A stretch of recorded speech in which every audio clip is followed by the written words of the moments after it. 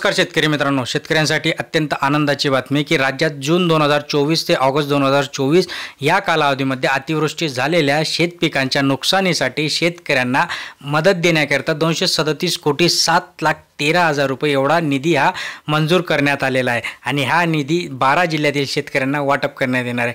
कोणते 12 जिल्हे आहेत ते सगळं जाणून घेणार आहे, त्यामुळे शेवटपर्यंत बघा, कुठे स्किप करू नका।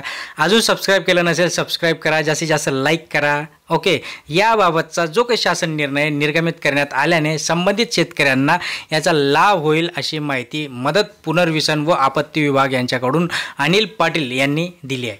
मंत्री पाटील यांनी सांगितले की अतिवृष्टी, पूर्व चक्रीवादळ यासारख्या नैसर्गिक आपत्तीमुळे शेतकऱ्यांच्या पिकांचे नुकसान झाल्याने शेतकऱ्यांना निविष्ठ अनुदान स्वरूपात एका हंगामाला एक वेळेस याप्रमाणे राज्य आपत्ती प्रतिसाद निधीमधून विहित दराने मदत देण्यात येते।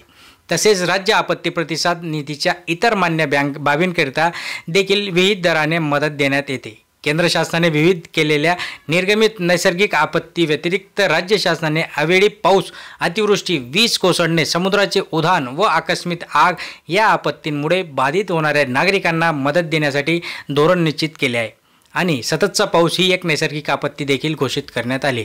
तर मंत्री पाटील यांनी सांगितल्याप्रमाणे की जून ते ऑगस्ट 2024 मध्ये या कालावधीत विविध जिल्ह्यात अतिवृष्टी झाल्याने शेती पिकांच्या नुकसानीपोटी बाधितांना मदत देण्याकरिता विभागीय आयुक्त यांच्याकडून निधी मागणीचे प्रस्ताव शासनाकडून प्राप्त झाले। त्यानुसार शेती पिकांच्या नुकसानीसाठी आणि याची जी काही मदत आहे ती 237,07,13,000 रुपये एवढा निधी हा वितरित करण्यास फायनली मंजुरी मिळाली। आता याच्यामध्ये जिल्हे कोणते तेही आपण जाणणार आहोत की याच्यामध्ये सगळ्यात महत्त्वाचं म्हणजे गडचिरोली जिल्हा।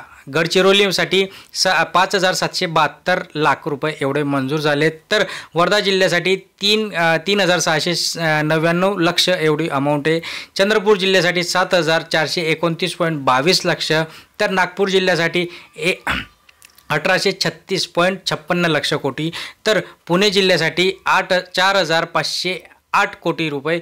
तर लक्ष सातारा जिल्ह्यासाठी 84.86 लक्ष। सांगली जिल्ह्यासाठी 1,113.25 लक्ष। अमरावती जिल्ह्यासाठी 51.01 लक्ष रुपये। तर अकोला जिल्ह्यासाठी 1,290.17 लक्ष रुपये। यवतमाळ जिल्ह्यासाठी 547.96 लक्ष रुपये एवढा निधी मंजूर झाला आहे। त्यानंतर बुलढाणा जिल्ह्यासाठी 1,368.66 लक्ष रुपये।